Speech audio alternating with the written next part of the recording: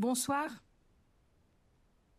Nous allons commencer cette conférence dans la mesure où des gens nous attendent sur les réseaux sociaux où l'émission est transmise en live. Donc on ne va pas les faire attendre plus longtemps. Bonsoir, mon nom est Muriel de Saulles, je suis directrice du site de Pourtalès. Je vous souhaite une particulière bienvenue en cette magnifique soirée de printemps pour cette nouvelle conférence des jeudis du RHNE. Ce soir, nous abordons une question sensible, mais aussi essentielle. Comment communiquer avec une personne confrontée à une maladie au long cours? L'annonce d'un cancer ou d'un autre problème de santé grave est un choc immense. L'angoisse de la mort peut surgir. Le quotidien change, parfois pour toujours. Comment partager de tels diagnostics et accompagner, dans certains cas, les patients vers la fin de leur vie? La qualité de l'interaction entre patients et soignants, malades et proches, joue un rôle déterminant dans l'adhésion aux soins et la qualité de vie. Comment créer un réel échange et s'adapter aux besoins de chaque personne? Comment intégrer au mieux l'entourage des patients? Nos interlocutrices et interlocuteurs répondront à toutes ces questions. Je vous les présente brièvement dans l'ordre de leur prise de parole. Donc, le docteur Yann Cormin-Boeuf, qui est médecin adjoint au service de liaison spécialisé ambulatoire du Centre neuchâtelois de psychiatrie. La docteure Laïla Ashtari-Jeanneret, médecin-chef dans le département d'oncologie du RHNE et qui est également contributrice aux recommandations de la Société européenne d'oncologie médicale sur la communication en soins oncologiques. Madame Séverine Childerar, infirmière en oncologie au RHNE et titulaire d'un CAS en psycho-oncologie. Madame Sylvaine Doron, infirmière en oncologie au RHNE également, et elle titulaire d'un CAS en soins palliatifs. Et puis la docteure Indira Amorim Aroro, médecin-chef de service dans le service de soins palliatifs du RHNE. Au terme de la conférence, vous aurez la possibilité, comme d'habitude, de poser toutes les questions que vous souhaitez aux intervenantes et aux intervenants. Et puis ensuite, à l'issue de la partie questions, il sera possible de poursuivre les échanges encore avec les intervenants et entre vous et entre nous au cours de l'apéritif qui sera servi ensuite. Je vous remercie de votre attention et je vous souhaite d'ores et déjà une très bonne soirée. Merci.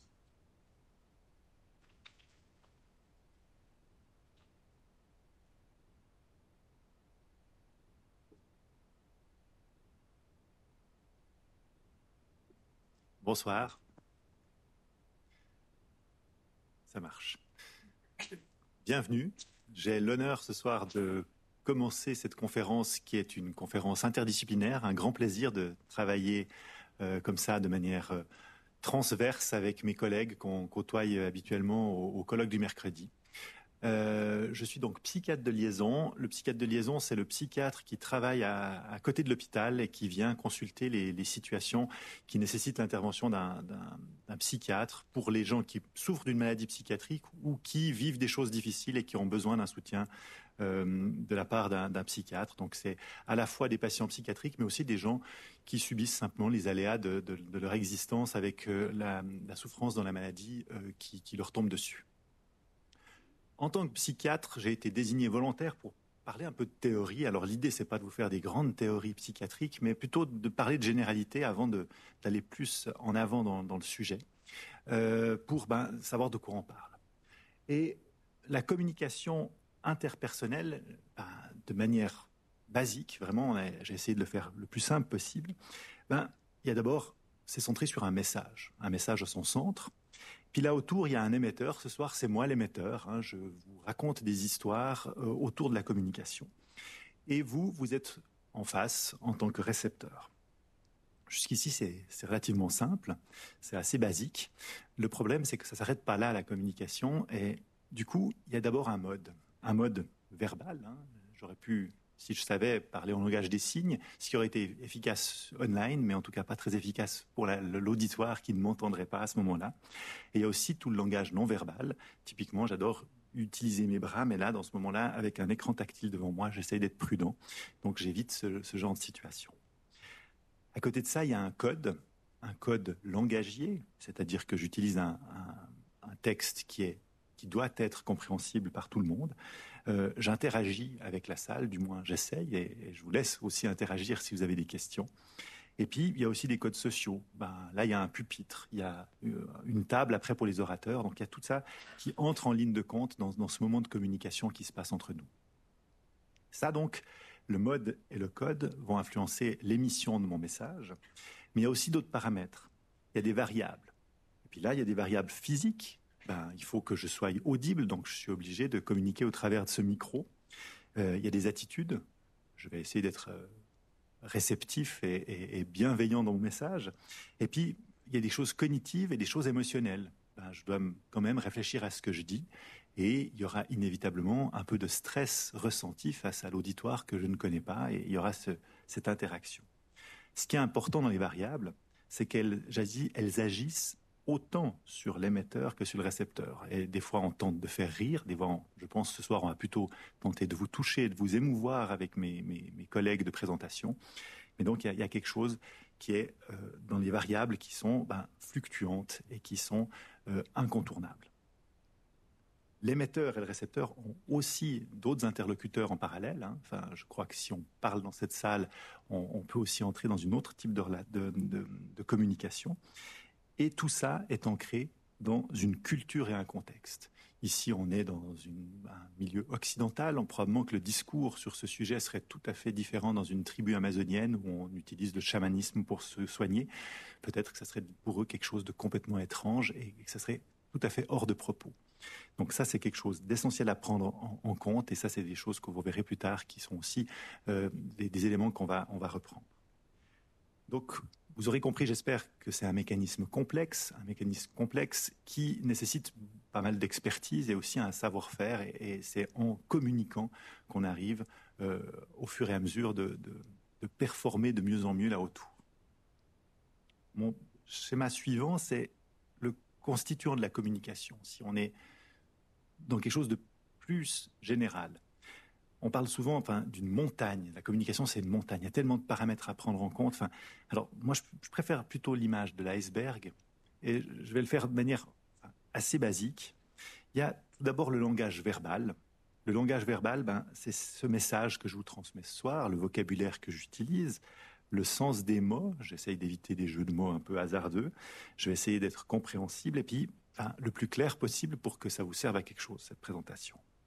Mais là autour, il y a aussi le langage paraverbal, c'est le rythme que je vais donner, que je dois canaliser avec le stress, ne pas aller trop vite, ne pas mâcher mes mots, ne pas bégayer. Et puis un volume intelligible qui est heureusement doublé par ce micro. Donc ça, c'est 38%. Donc si vous calculez bien, on voit qu'il manque plus de la moitié de la communication.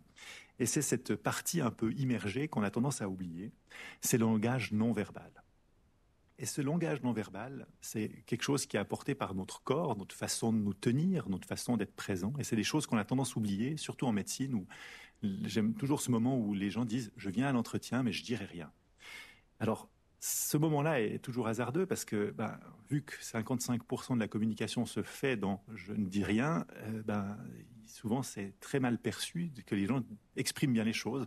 Typiquement, quand le psychiatre vient et que certaines situations sont complexes, celui qui ne vient pas, qui a les bras croisés dans un coin en bougonnant, souvent le message est assez clair qu'il y a un problème et qu'il y a une tension. Donc ce langage non verbal, souvent est très explicite et très bien compris et ça constitue plus de 50% de la communication. Cette dernière slide est un peu complexe, mais elle est essentielle pour se dire, OK, ce soir, on va vous parler de communication, mais à quoi ça sert la communication dans les situations complexes qu'on va vous aborder, c'est-à-dire la maladie chronique et le contexte de la mort et de la fin de vie. Si on replace le patient au centre, basiquement, et là j'enfonce une porte ouverte, c'est obtenir et fournir des informations. Ça paraît basique, mais des fois, c'est de loin pas évident. Parce que pour cela, il faut questionner, et puis questionner pas par curiosité, mais questionner parce qu'il faut obtenir des informations. Et pour cela, il faut s'adapter à son interlocuteur, il faut s'assurer qu'il est capable d'entendre, qu'il est capable de comprendre, et c'est des paramètres, des fois, qui sont juste indispensables. Puis, pour fournir des informations, il faut les vulgariser, il faut les sortir de notre savoir médical des fois très technique. Je pense typiquement à l'oncologie qui est remplie de raccourcis et d'abréviations qui est souvent très difficilement accessible si on n'est pas tout le temps dedans. Le deuxième objectif essentiel de la communication, c'est d'expliquer les options et prendre des décisions. Parce que c'est important aujourd'hui, face à la complexité des traitements, de pouvoir comprendre les enjeux, les avantages et les inconvénients autour d'un traitement, puis de pouvoir les obtenir avec mesure et respect. Ça paraît bête, mais souvent, encore une fois, les patients qu'on rencontre sont malades pour la première fois. C'est une première expérience avec l'oncologie, en tout cas on le souhaite, et c'est pour ça que c'est pas banal. Et puis, dans ce moment-là, il peut y avoir des enjeux émotionnels, des enjeux psychologiques et aussi des enjeux culturels. Dans certaines cultures, on ne souhaite pas avoir l'information. Ça paraît bizarre, c'est un peu pour nous quelque chose qui est aujourd'hui dépassé. Aujourd'hui, on est dans une transparence médicale. Mais j'ai une collègue qui rentrait des Balkans où elle me dit, j'étais impressionné. On n'a pas dit à ma mère jusqu'à la fin du dernier souffle qu'elle était en train de mourir, et c'était juste très angoissant pour elle. Et j'avais envie de remuer tout le monde là-bas, mais c'était comme ça que ça se fait là-bas. Et je sais qu'en tout cas, c'est très culturellement différent.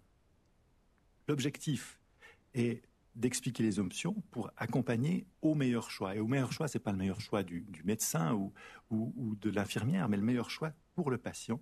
Et pour cela, souvent, il y a une part du soignant et du patient à accepter l'incertitude. L'incertitude qui permet aussi d'aborder toutes les options. Parce que des fois, il y a aussi des options qui sont inacceptables, comme celle de ne rien faire. Et puis, à la fin de tout ça, bien vérifier que les informations ont été comprises.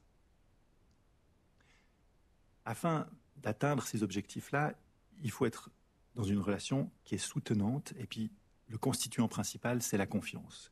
Pour être dans la confiance, il y a des éléments de base qui sont l'engagement et la compétence. L'engagement ne veut pas dire qu'on est là 7 jours sur 7, jours et nuits, sans quoi on est un médecin rapidement en burn-out, mais c'est plutôt d'être globalement disponible et puis de savoir quand on l'est et savoir quand on ne l'est pas et quels sont les relais éventuels. Et tenter d'assurer une continuité des soins est d'autant plus importante face à la complexité et à la longueur des traitements. Et ça, c'est des enjeux souvent importants en médecine et dans la médecine moderne. Et c'est des choses qui sont des fois difficiles. Et puis, un vœu pieux de mettre des espaces à disposition pour la réflexion. C'est souvent difficile dans les journées qui vont à 200 km/h avec des patients qui ont aussi plein de rendez-vous. Mais ça, je pense, c'est un élément essentiel. Répondre aux émotions et soutenir l'espoir est aussi quelque chose de fondamental et qui fait partie de ces enjeux majeurs des situations compliquées, avec le besoin de les identifier et puis de ne pas les interpréter hâtivement, des fois de laisser le temps de se dire mais quelles sont ces larmes, est-ce que c'est des larmes d'angoisse, de tristesse, de les questionner aussi une nouvelle fois. Et puis d'essayer de clarifier les choses avec le patient. Et puis surtout être capable d'accueillir l'espoir dans des situations qui parfois nous semblent désespérantes, mais encore une fois, parfois c'est un moteur essentiel pour la personne de garder un espoir jusqu'au dernier instant et de pouvoir l'accompagner avec empathie et sans jugement. Un des éléments que j'ai rajouté, c'est aussi éviter les bonnes mauvaises nouvelles, c'est-à-dire vous avez un cancer, mais ça c'est un bon cancer, contrairement à de mauvais cancers. De base, un cancer est une mauvaise nouvelle et il n'y a pas de bonnes mauvaises nouvelles. Globalement, il faut se prémunir de ce genre de pirouettes institutionnelles ou médicales, qui sont des fois un peu des artifices pour supporter d'annoncer des mauvaises nouvelles. L'intégration des proches, aujourd'hui, est une évidence dans les soins palliatifs et l'oncologie. Je crois que mes collègues sont habitués à ça, et c'est un élément fondamental afin d'identifier et d'évaluer les attentes des proches qui sont aussi des partenaires indissociables. Les études en Suisse ont montré à quel point les Suisses et Suissesses sont totalement impliqués dans la prise en charge des patients de manière tout à fait implicite. Et proposer un soutien aux proches lorsqu'ils sont nécessaires est aussi fondamental face à la souffrance qui est des fois aussi la leur. Et puis, ouvrir aussi avec eux le débat des zones d'ombre et des non-dits, parce que souvent, ces zones d'ombre sont sujettes à d'importantes angoisses, alors qu'une fois qu'elles ont été élaborées, on est dans quelque chose de beaucoup plus apaisé. Puis pour terminer mon intervention, quelque chose qui me tient à cœur en tant que psychiatre de liaison, c'est faciliter la communication interdisciplinaire, c'est-à-dire échanger les informations qu'on a entre nous. Et cet exercice de présentation était justement hyper riche de se mettre autour d'une table et déjà de réfléchir qui va dire quoi. Et puis, travailler sur le modèle de l'interdisciplinarité, c'est souvent en théorie et en pratique bien plus compliqué. On a des rythmes, des journées différentes, des lieux de travail différents. Neuchâtel a l'avantage d'être en 2 sites, mais sur chaque site, on est plus ou moins tous au même endroit, donc on arrive à se regrouper. Et puis, travailler ensemble, ça permet de savoir ce que fait l'autre, pas pour le contrôler, mais aussi pour savoir quelles sont les limites de ses compétences et son champ d'action. J'espère que c'était de la théorie pas trop barbante et que vous avez pu me suivre. Je laisse avec plaisir la parole à Laïla qui va suivre la présentation.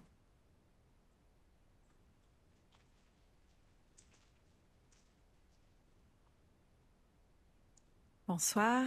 Donc, effectivement, je prends le relais après la présentation, comme l'a dit Yann, plutôt théorique. Alors moi, avec mon rôle d'oncologue, je me suis dit que j'allais profiter pour vous présenter une vignette clinique et vous raconter l'histoire d'Élise. Ça permettra aussi de servir de fil conducteur pour les présentations suivantes. Et puis, l'histoire d'Élise, vous dire qu'elle est tout à fait inventée, mais qu'elle s'appuie sur des situations de patientes qu'on rencontre tous les jours dans notre clinique. Et puis, les préoccupations, le vécu, les difficultés qu'elle rencontre font vraiment partie de notre quotidien. Et puis, je vais entourer cette vignette de quand même un tout petit peu de théorie aussi, avec 2-3 définitions, notamment comment qualifier ce qu'on appelle la mauvaise nouvelle. Voilà, c'était le sens de ma présentation. Je commence avec cette phrase que j'aime beaucoup et puis que je trouve très inspirante, qui a été prononcée par un médecin qui s'appelle le docteur Osler, qui a travaillé à la fin à la jonction entre le 19e et le 20e siècle, qui est canadien, et puis qui était un excellent clinicien, au point qu'on lui a attribué le titre de père de la médecine moderne.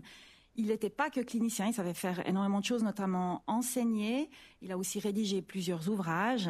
Et ce qu'il a fait très bien, c'est d'expliquer la clinique aux étudiants en médecine. Il fait partie de ceux qui les a sortis de l'auditoire pour les amener au lit du patient, pour leur enseigner les choses dans la vraie vie. Et il a dit cette phrase que je vous traduis en français. Il dit que c'est certainement encore plus important de savoir qui est le patient qu'on a en face de soi que la maladie dont il souffre. Et je trouve que ça illustre bien le sujet de la conférence dont on vous parle ce soir. Mais je trouve que c'est aussi assez important en oncologie parce que, vu les progrès extraordinaires qu'on fait pour préciser de mieux en mieux la maladie oncologique, ses spécificités, ce qui nous permet aussi d'avoir des traitements toujours plus efficaces, il ne faudrait pas qu'on oublie non plus l'individu qu'on a en face de nous et qui est-il.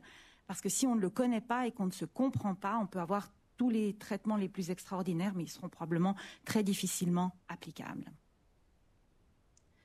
Quelques mots aussi sur le contexte de nos patients, avec une liste qui n'est certainement pas exhaustive, puis qui ne concerne pas forcément tout le monde, mais qui relève les éléments, comme je disais, qu'on rencontre régulièrement avec nos patients en clinique. Le diagnostic est vraiment vécu comme un choc et met le patient dans un état de crise, avec un ressenti de diverses émotions plutôt violentes. La patiente est souvent confrontée à des réflexions importantes sur soi, sur son parcours, son rapport au travail, à son entourage, à sa famille, quelles sont ses priorités, est-ce qu'elles changent et comment faire pour gérer un avenir qui devient incertain avec la maladie. L'angoisse de mort est certainement un sentiment qui survient très tôt après le diagnostic et qui accompagne les gens et qui doit être géré selon une maladie qu'on peut traiter à visée curative ou pas, et de gérer l'avenir ensuite. Le contexte sociodémographique du patient, il change sur le plan économique, également professionnel, privé, culturel et spirituel. Son quotidien change de manière très brutale du jour au lendemain et il se trouve pris souvent dans des problématiques auxquelles il n'avait pas du tout l'habitude, avec l'assurance, avec la gestion d'une demande AI par exemple, avec son activité professionnelle. Et puis ensuite, il y a également les conséquences et les stigmates, les effets secondaires au long cours des traitements qu'on leur propose, qui peuvent être vécus de manière plus ou moins impactante sur le quotidien. Et nos patients de plus en plus sont intéressés à avoir accès à différents types de médecine dites alternatives, avec parfois des régimes alimentaires particuliers. Bref, c'est aussi très important qu'on communique là-dessus, puis qu'on puisse se retrouver, respecter les désirs des patients. Donc alors, je vais donc essayer de vous illustrer ça avec ma vignette où je vous présente Élise. Et cette vignette va nous servir à illustrer comment on essaye de faire pour parler de la maladie. Alors Élise, c'est une jeune femme de 45 ans qui est mariée, qui a 3 enfants en bas âge et puis qui travaille comme institutrice, un métier dans lequel elle est extrêmement impliquée. Et suite à des symptômes digestifs persistants qui finissent par l'inquiéter, elle consulte son médecin traitant. Elle bénéficie de diverses investigations qui posent le diagnostic d'un cancer colique. Elle est adressée chez un chirurgien qui l'opère. Et ensuite, elle nous rencontre en oncologie pour discuter et appliquer une chimiothérapie pendant 6 mois. Cette chimiothérapie est vécue d'emblée très difficilement par Élise, où elle ressent différentes toxicités, notamment sur le plan digestif, avec beaucoup de nausées, difficilement gérables par la médication qu'on propose, des diarrhées et des grosses difficultés à s'alimenter, ce qui fait qu'elle perd du poids. Et qu'elle nécessite d'entente avec la discussion avec les nutritionnistes, la pose d'une sonde nasogastrique pour l'aider à se nourrir pendant la nuit et pouvoir ainsi maintenir un état général correct et pouvoir supporter le traitement de chimiothérapie.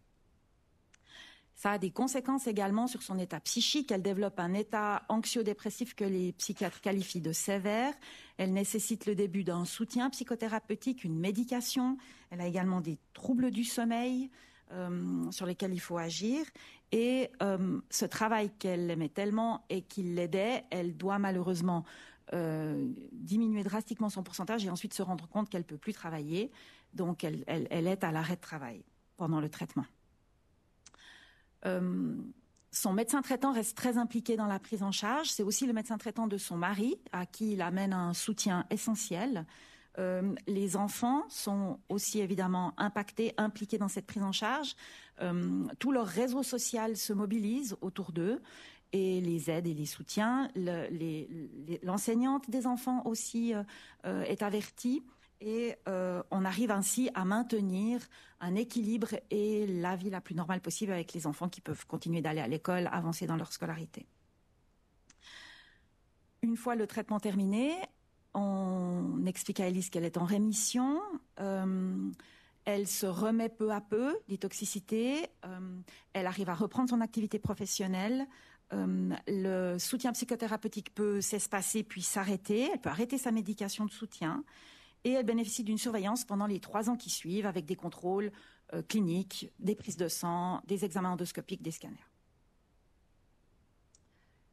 Notre deuxième slide, elle va illustrer la chronicité de la maladie parce que malheureusement, Élise, après ses 3 ans de suivi, alors qu'elle se sent tout à fait bien, elle va chez son oncologue pour un contrôle, on fait un scanner où on lui explique qu'elle présente une récidive marquée, assez importante, avec une grosse charge métastatique au niveau pulmonaire et hépatique. Alors elle rencontre son oncologue qui lui explique qu'on est dans une situation où on ne va pas pouvoir la traiter dans une visée pour espérer la mettre en rémission comme la première fois, qu'elle est maintenant en face d'une maladie chronique qui va l'accompagner pour tout le reste de sa vie. Et l'oncologue lui propose de reprendre une chimiothérapie qu'elle qualifie donc de palliative. Quand la chimiothérapie commence, les effets secondaires reviennent comme la première fois, mais grâce à l'expérience qu'Élise a de cette situation, en collaboration avec l'équipe médico-soignante, elle gère beaucoup mieux les toxicités, ça se passe mieux que la première fois, et la médication est beaucoup plus efficace, elle la gère bien mieux. Elle arrive à garder son pourcentage de travail pendant les premières années, enfin elle arrive à garder son travail, mais elle baisse le pourcentage. Mais petit à petit, elle se rend compte que ça devient de nouveau assez difficile et elle entame une procédure AI et elle est soutenue en ça par les assistantes sociales de la Ligue neuchâteloise contre le cancer qui l'aident pour les démarches administratives. Et à nouveau, on met l'accent sur son équilibre familial auquel évidemment elle tient énormément et on arrive à préserver un équilibre avec des vacances en famille, elle peut être présente pour les événements importants des enfants pendant ces années. La dernière slide va nous faire parler de la mort et du fait que cette maladie n'est pas guérissable. Élise est maintenant, après 2 ans de traitement, elle a reçu plusieurs lignes de chimiothérapie. Elle est de plus en plus fatiguée. Les toxicités deviennent de plus en plus invalidantes et permanentes. Et le dernier scanner qu'on vient de faire montre que la maladie est en progression. Elle doit être hospitalisée parce qu'au cours de l'hiver qui vient de s'écouler, elle a présenté des complications infectieuses qu'on n'a pas pu gérer en ambulatoire. Donc elle s'affaiblit, elle repère du poids et se pose la question de nouveau de la sonde nasogastrique. Le soutien psychologique, évidemment, est remis en place. On discute avec elle du projet thérapeutique, de la stratégie et d'entente avec nous, avec son médecin traitant. On l'encourage à rédiger des directives anticipées. On met en place une prise en charge avec les infirmières à domicile.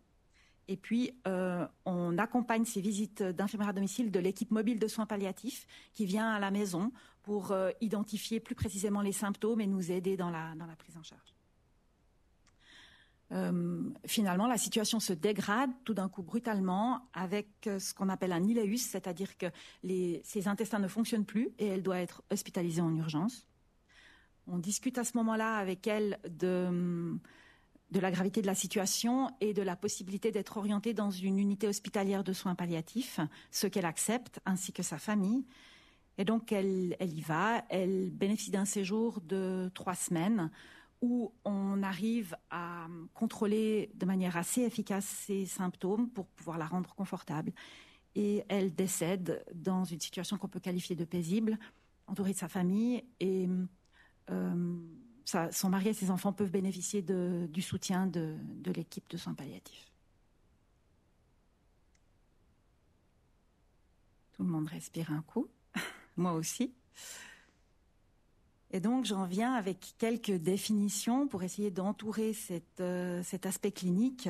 Et la définition de la mauvaise nouvelle, on voulait essayer de mettre des mots un peu là-dessus. Et on est aidé en ça par un auteur qui s'appelle Robert Buckman, qui est un médecin anglais, lui, qui lui aussi a d'autres compétences que juste ses compétences médicales. C'était un comédien, également aussi un auteur, qui a vraiment essayé de vulgariser pour le grand public la manière de communiquer sur la mauvaise nouvelle.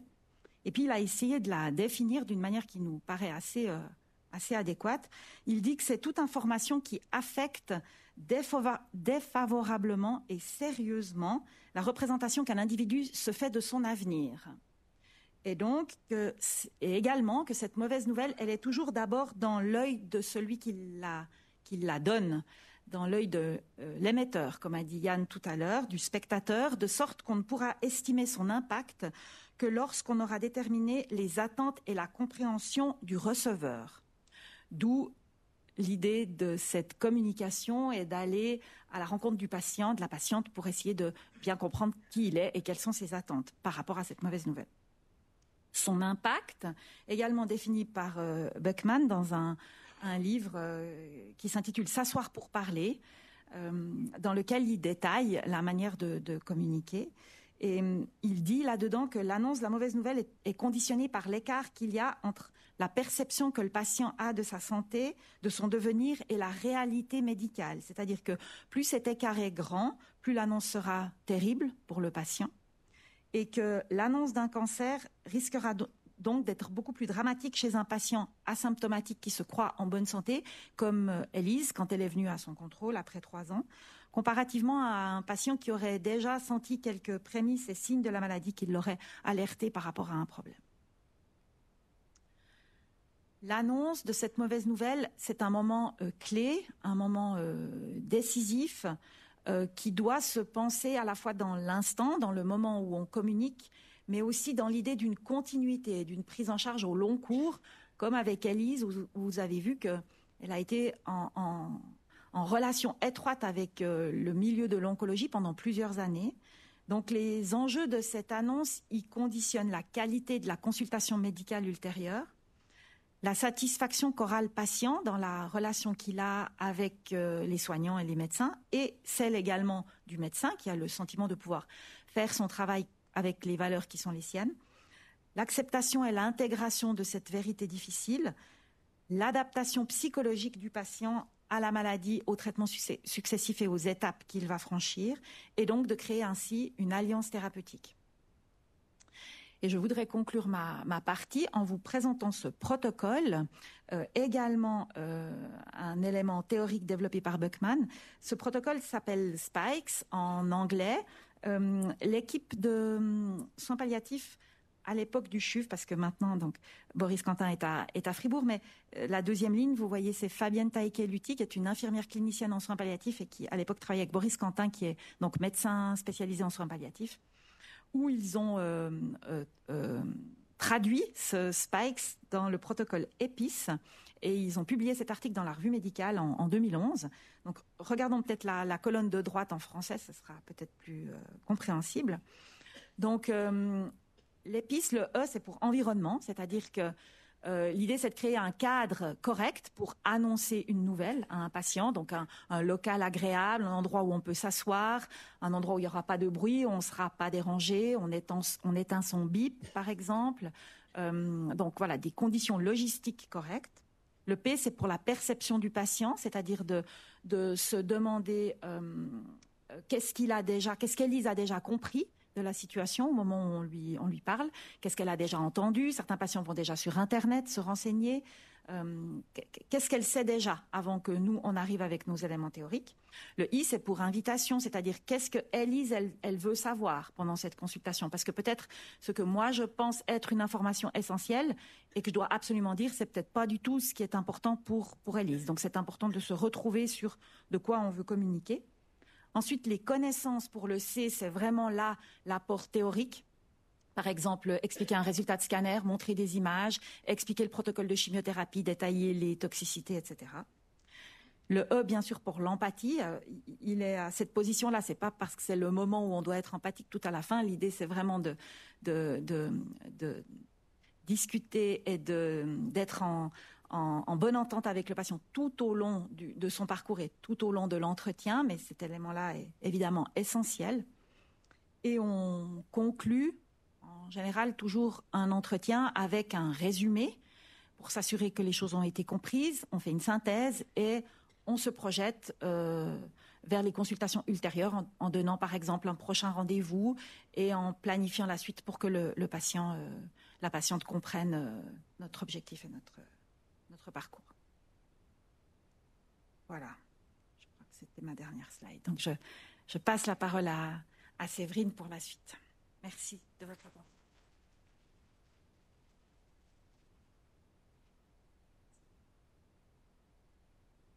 Bonsoir. Alors, mon rôle à moi aujourd'hui, c'est de vous présenter de manière assez pratico-pratique la façon dont l'équipe prend en charge les patients en oncologie. Alors, on l'a mentionné, Élise, comme tous les patients d'ailleurs, elle va passer par des moments de détresse en lien avec les mauvaises nouvelles successives, donc bien sûr à l'annonce du diagnostic, mais aussi lors de résultats de scanner, lors de la progression de la maladie, la reprise de traitement, l'arrêt du travail. Ça pourrait être l'isolement social, c'est pas le cas pour Élise, bien heureusement. Et puis aussi avec des effets secondaires persistants comme la fatigue, l'anxiété, la douleur.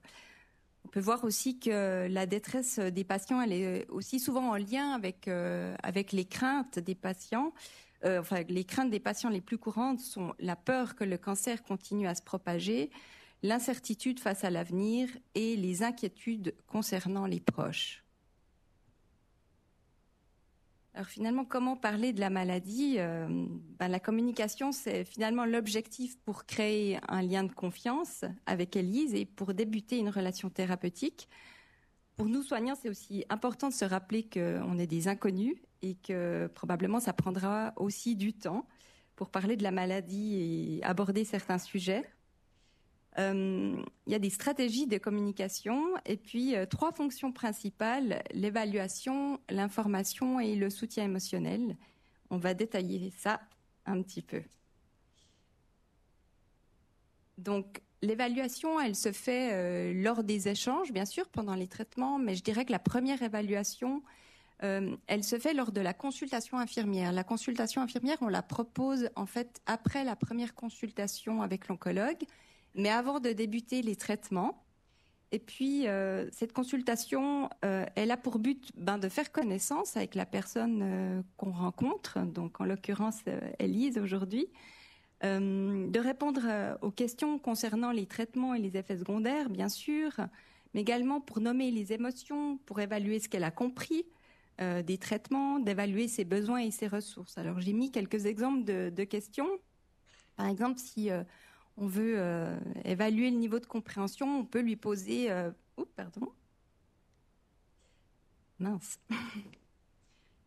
on peut par exemple lui poser qu'avez-vous compris de votre maladie et des traitements? Est-ce que les informations que je vous ai transmises concernant les effets secondaires sont claires, en ayant toujours une attitude d'ouverture et de tolérance? Si on veut évaluer les besoins, on pourrait lui demander quels sont ses besoins pour appréhender la situation le mieux possible. On peut lui demander si elle a d'autres questions concernant les informations qu'on vient de lui donner.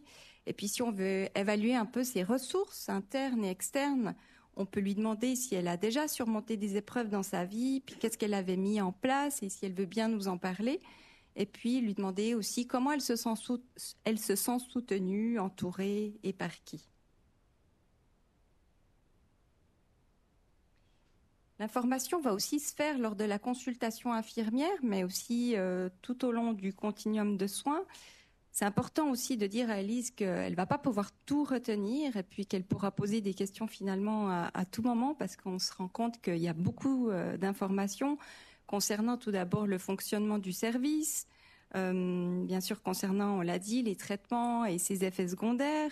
On va l'informer sur le réseau existant, les associations, les groupes de soutien. On va lui parler de l'équipe pluridisciplinaire et les fonctions de chacun, et puis lui présenter le travail de la Ligue neuchâteloise contre le cancer. On peut remarquer qu'après les premiers temps où l'inconnu est derrière, Élise, elle va vraiment apprendre en fait à faire face et développer des compétences dans la gestion de la maladie et de ses symptômes. Le soutien émotionnel reste cependant primordial tout au long de la prise en charge. Pour aborder les différentes problématiques qu'on a mentionnées tout à l'heure. Le soutien émotionnel, c'est un moyen pour assurer vraiment la relation thérapeutique et il comprend la reconnaissance, l'empathie et la réassurance. Alors, la reconnaissance, elle a vraiment pour but de faciliter l'expression du patient. Donc, le soignant témoigne vraiment qu'il a compris ce que dit, vit ou ressent Élise. L'empathie, elle permet au patient de se sentir vraiment compris au niveau de ses sentiments et de ses émotions. Et puis, la réassurance, elle a pour but d'identifier les ressources. En fait, quand j'appuie, ça change tout seul. La réassurance, elle a pour but d'identifier les ressources du patient par rapport à une menace. Je vous donne un exemple. Par exemple, Élise, elle dit qu'elle est souvent stressée quand il y a un scanner qui va arriver. Et puis cette angoisse, elle prend beaucoup de place. Et puis elle nous avait aussi raconté qu'en faisant du jardinage ou qu'elle se mettait dans un livre, finalement, elle fixait son attention sur autre chose et qu'elle surmontait cette épreuve.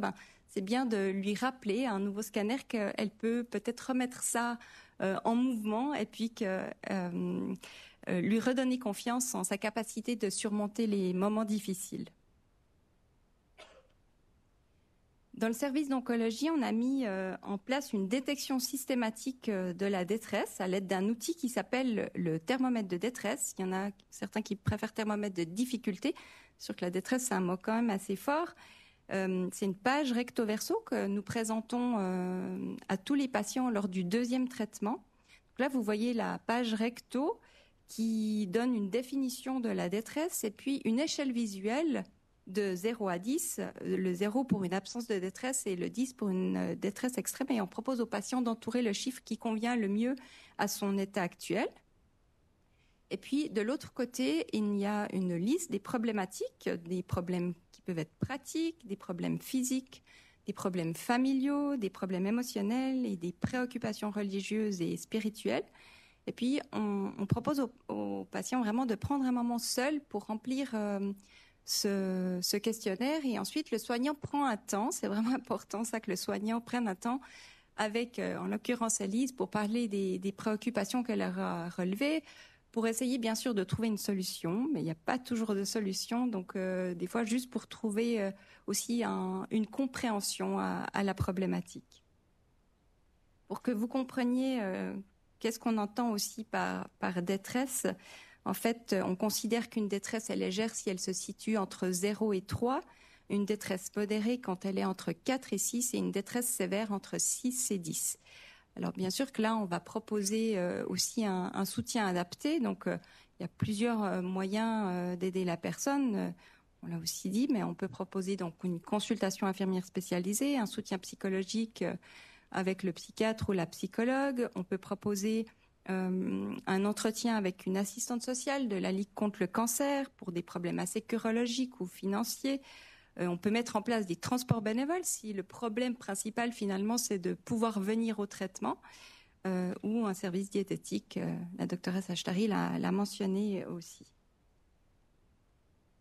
Donc on peut se rappeler qu'Élise, finalement, tout au long du parcours de soins, elle pourra ressentir de la détresse, mais qu'elle va traverser cette épreuve en mobilisant ses ressources, parfois de manière consciente, parfois de manière inconsciente, pour s'adapter à la situation, et puis que le soutien social participera grandement à son adaptation.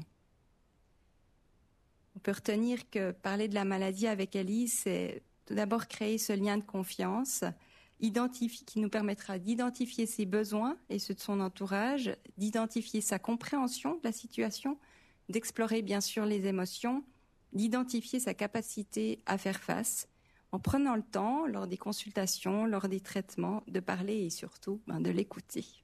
Merci beaucoup de votre attention. Je passe la parole à Sylvaine.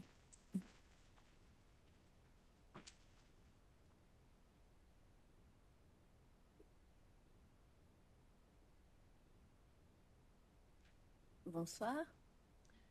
Donc, moi, j'ai choisi, pour évoquer, parler de la mort avec notre patiente ou parler de la mort avec qui que ce soit, en fait, comme c'est quelque chose de difficile, d'évoquer les souhaits de la vie pour se préparer à l'après.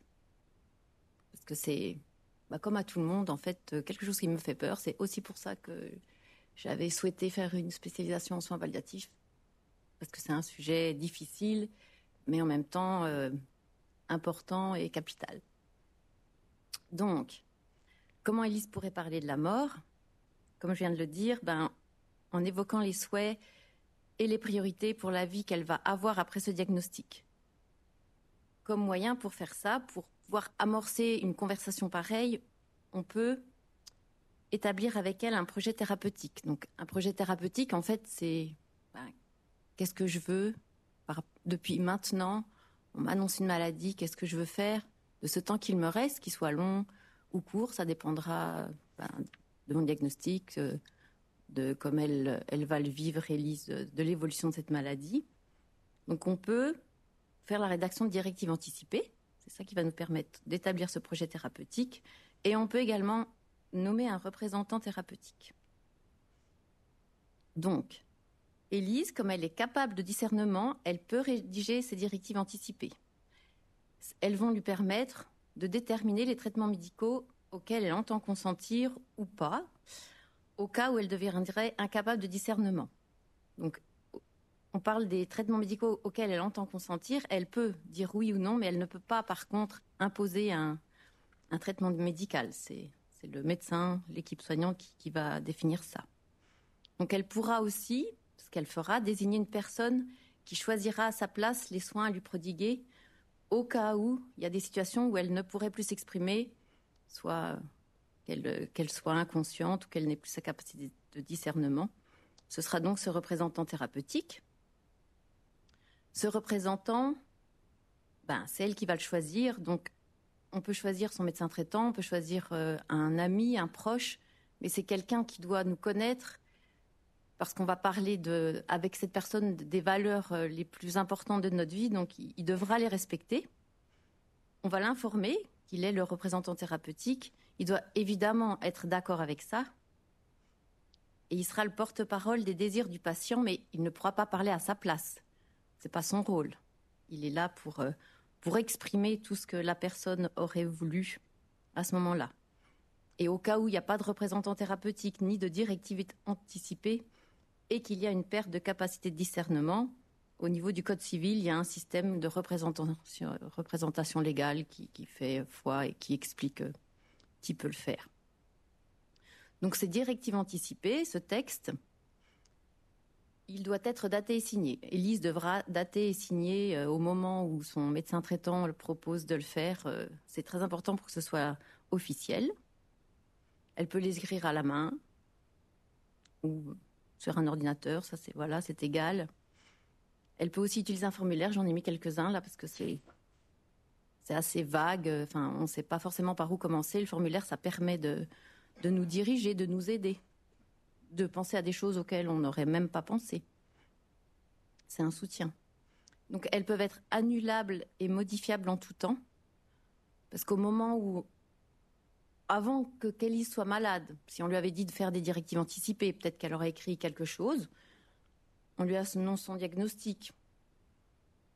Elle supporte pas bien sa chimio, il y a beaucoup d'effets secondaires, elle va peut-être écrire quelque chose comme qu'elle ne voudrait plus de chimiothérapie. Finalement, la maladie évolue, donc à n'importe quel moment, elle peut reprendre ses directives anticipées.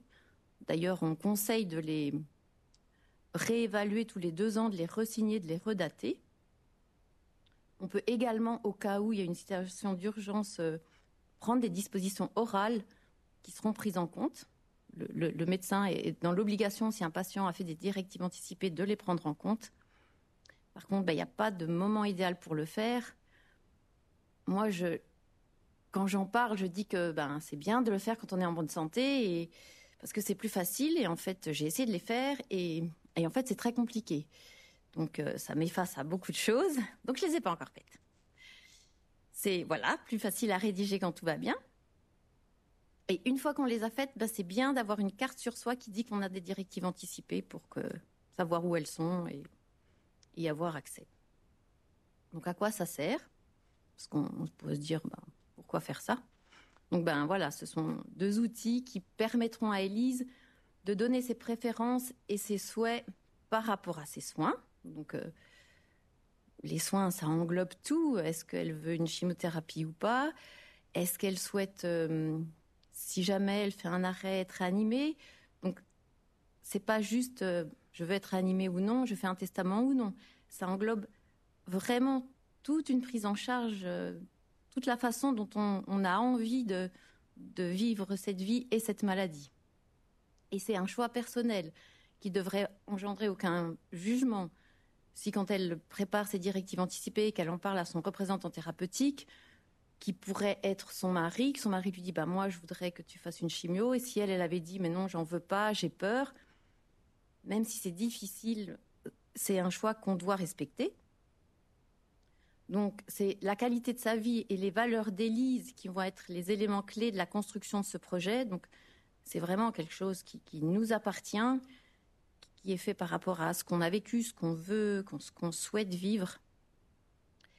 Et l'élaboration de ce projet repose en partie, mais beaucoup, sur la communication entre le patient, Élise, son proche de confiance et tous les professionnels de la santé.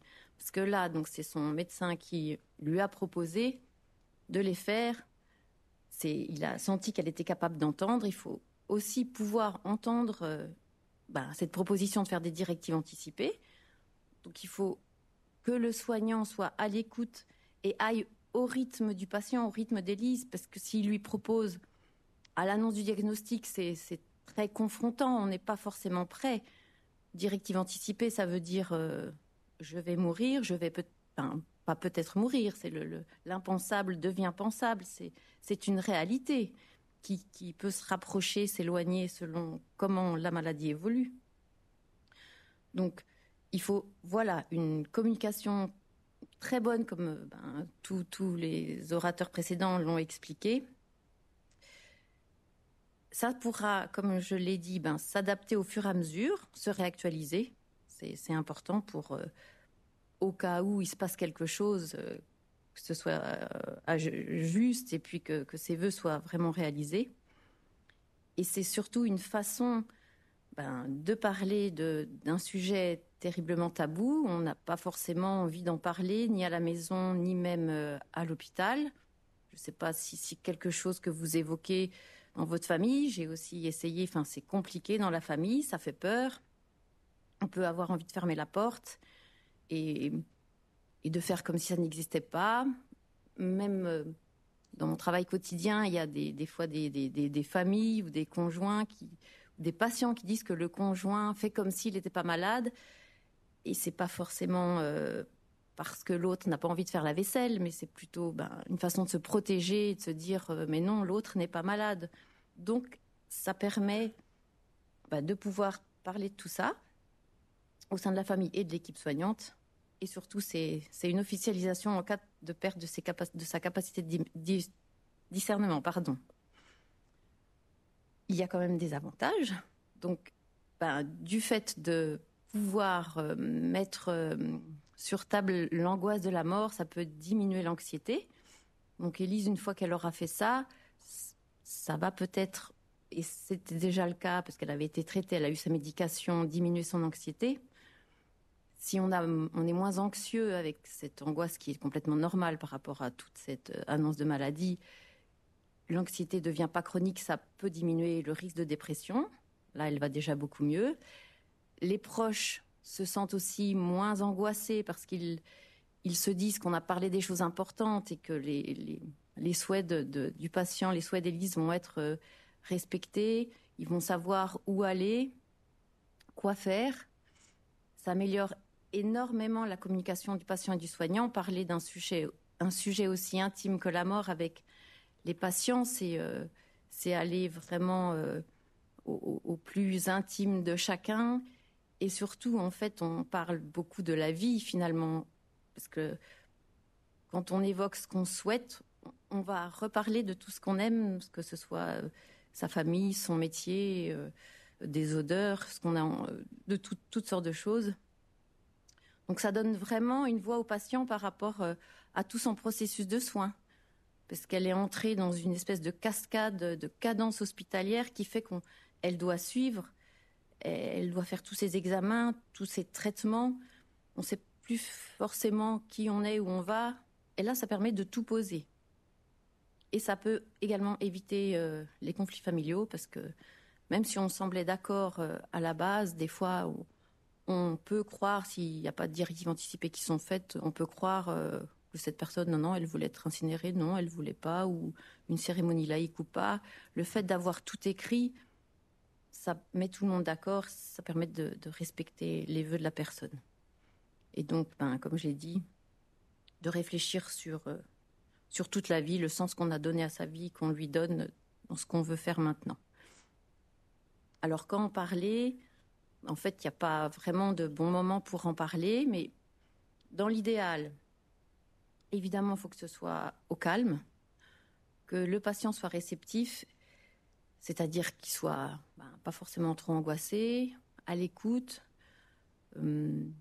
lui-même calme, sans avoir d'autres choses en tête et vraiment disponible à ce moment-là pour parler de ça, et que le soignant aussi, lui, soit disponible, parce que pour être empathique et vraiment écouter l'autre, on se doit aussi, nous, de ne pas être parasité par des choses qui nous inquiètent. Donc, il faut vraiment avoir ces trois choses réunies pour pouvoir en parler et être disponible à l'écoute.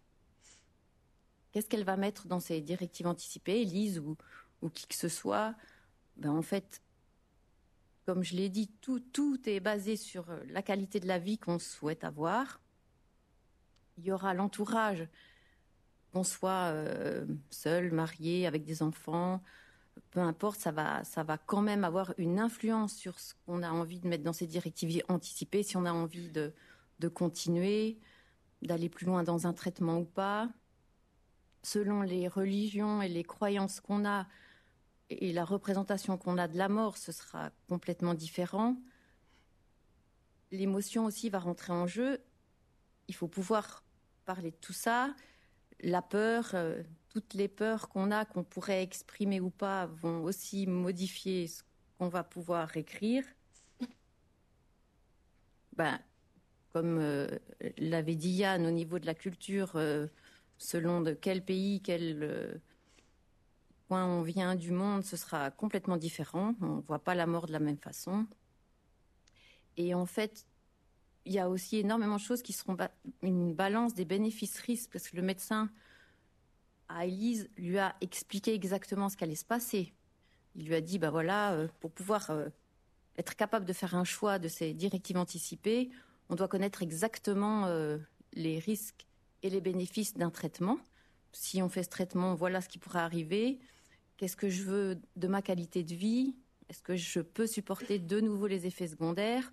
Ou est-ce que je préfère ne pas souffrir et m'en aller avoir peut-être un temps de vie plus court, mais plus bénéfique pour moi, selon ce que je veux. C'est vraiment un choix complètement intime et personnel. Donc, j'ai imaginé, d'après notre vignette clinique, ce que seraient les directives anticipées d'Élise, mais de façon vraiment globale. Comme elle ne savait pas comment commencer, parce que c'est terriblement difficile, même si elle sait super bien écrire, parce qu'elle était enseignante toute sa vie, elle a utilisé le formulaire FMH. Elle a nommé son mari comme représentant thérapeutique. Ils se connaissent, ils s'entendent bien, il est complètement en accord avec ce qu'elle pense et va respecter ses vœux. Ce qu'elle souhaite le plus, c'est du temps qui lui reste, passer du temps auprès de sa famille. C'est le plus important pour elle et de ses proches. Elle ne veut pas souffrir, elle préfère mettre tout en place pour ne pas ressentir la douleur, quitte à, c'est noté, vous verrez, on peut vraiment faire des choix très précis dans le traitement de la douleur, être sédaté ou non, ou avoir des moments de sédation ou non. Elle, son souhait, c'est de ne pas souffrir. Elle ne veut pas être réanimée. Elle a peur d'être seule, elle ne veut pas être seule au moment où ça arrivera. On a vu que ça s'était passé de façon apaisante, donc on se dit que ça s'est passé en tout cas comme elle le souhaitait. J'ai noté, elle ne voulait pas faire don de ses organes, c'est juste pour vous dire qu'il y a aussi ça dans les directives anticipées. Et elle avait dit qu'elle voulait être incinérée.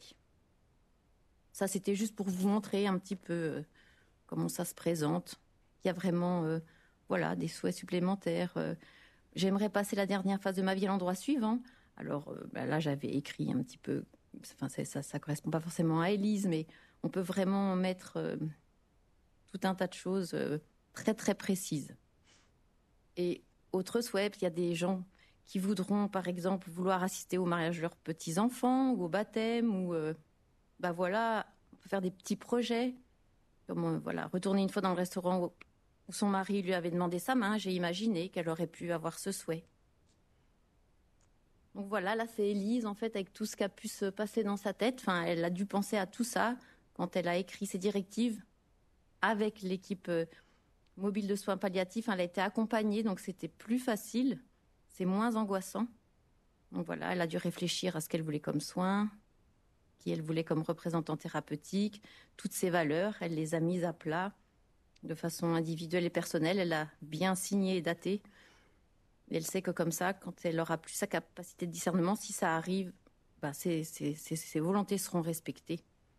Elle n'a pas eu finalement à les modifier parce qu'elle les a fait assez tard. Et ça aura respecté sa qualité de vie. Voilà, merci de m'avoir écouté. Je vais passer la parole à Indira.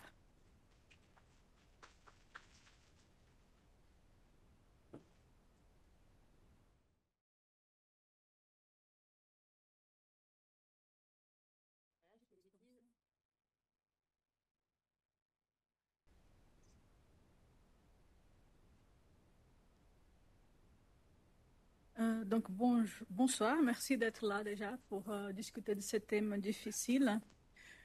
Comme vous imaginez bien, travailler en soins palliatifs, on met en exercice tout ce que mes collègues ont décrit, parfois plusieurs fois par jour, avec plusieurs patients différents, avec un panel d'histoires de vie, des maladies, des gravités et des temporalités de la maladie qui est assez large. Donc je voulais un peu faire un petit partage d'expérience, d'éléments Merci. D'éléments qu'on trouve quand même de manière très fréquente, qui pour nous sont essentiels pour une bonne communication à la dernière étape de parcours des personnes.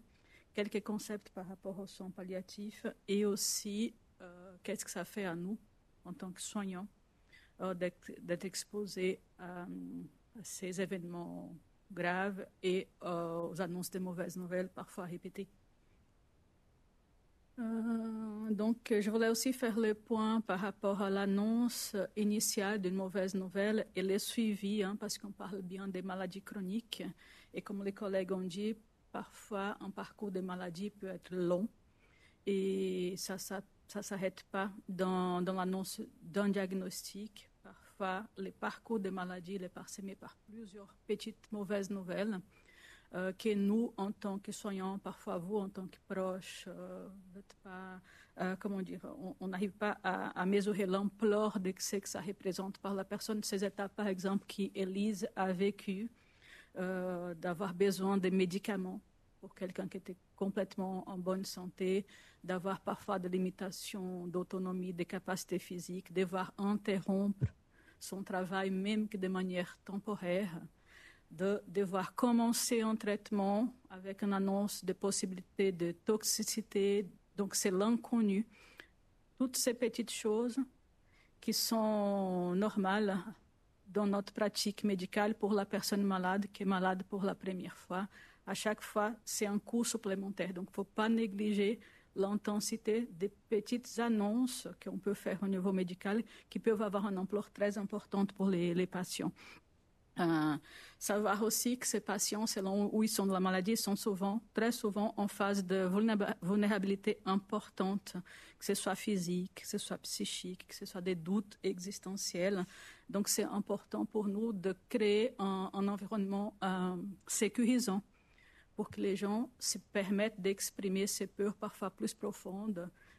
Il y a des choses toutes simples parfois, il y a des gens qui croient que juste d'exprimer une peur, selon certaines cultures, ça peut attirer des mauvaises ondes, ou faire arriver ce que nous, on a verbalisé.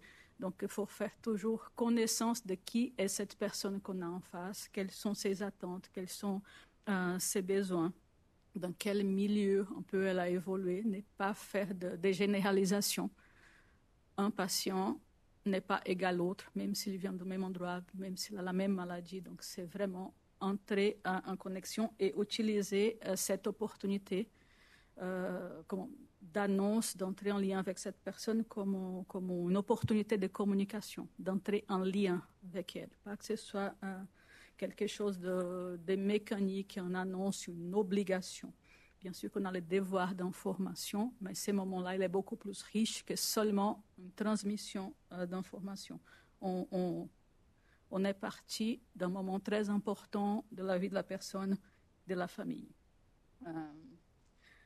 L'importance de la parole, quand même. Le docteur Cormanboeuf a montré son iceberg avec tous les éléments de la communication, mais il ne faut pas oublier aussi que les paroles compte.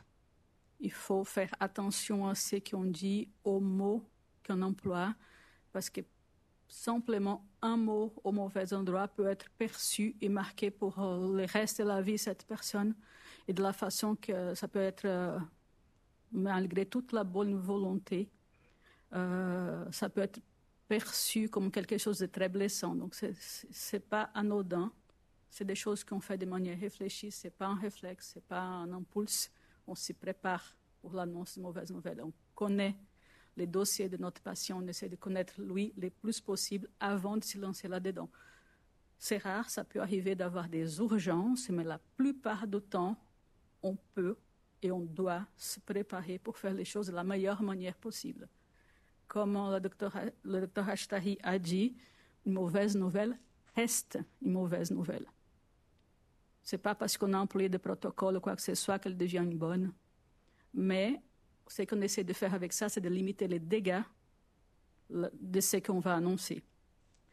Il faut faire attention aussi, parce qu'on travaille en équipe, on est plusieurs autour d'un patient, autour d'un malade. Il il y a aussi la famille, il y a aussi les réseaux de soins externes, il y a les médecins traitants, il y a l'hôpital. Donc, il y a une multiplicité d'interlocuteurs. Une chose qu'on doit faire très attention, c'est d'avoir un message clair et unique. C'est très fort, mais il faut qu'on soit cohérent avec ce qu'on dit. Les risques des messages discordants dans une phase aiguë d'une maladie, c'est très délétère pour les patients. Il y a 2 messages qui sont contradictoires. J'ai choisi lesquels. Est-ce que c'est au patient de choisir? C'est quel médecin qui est plus juste que l'autre? Ça crée un climat d'incertitude, en plus de l'incertitude qu'apporte la maladie. Donc, il faut qu'on soit cohérent, qu'on travaille en équipe, qu'on discute et qu'on prépare les choses.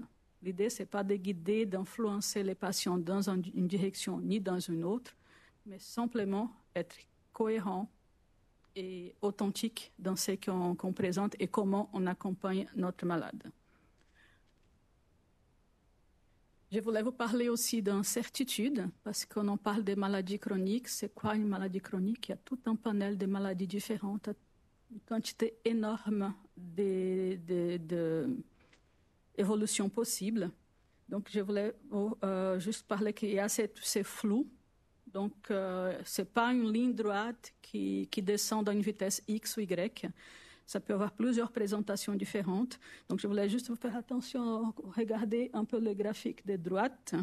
Donc, on peut avoir une maladie chronique qui accompagne les patients pendant plusieurs années de leur vie sans avoir un impact majeur sur la fonction. Et à un moment donné, cette maladie chronique,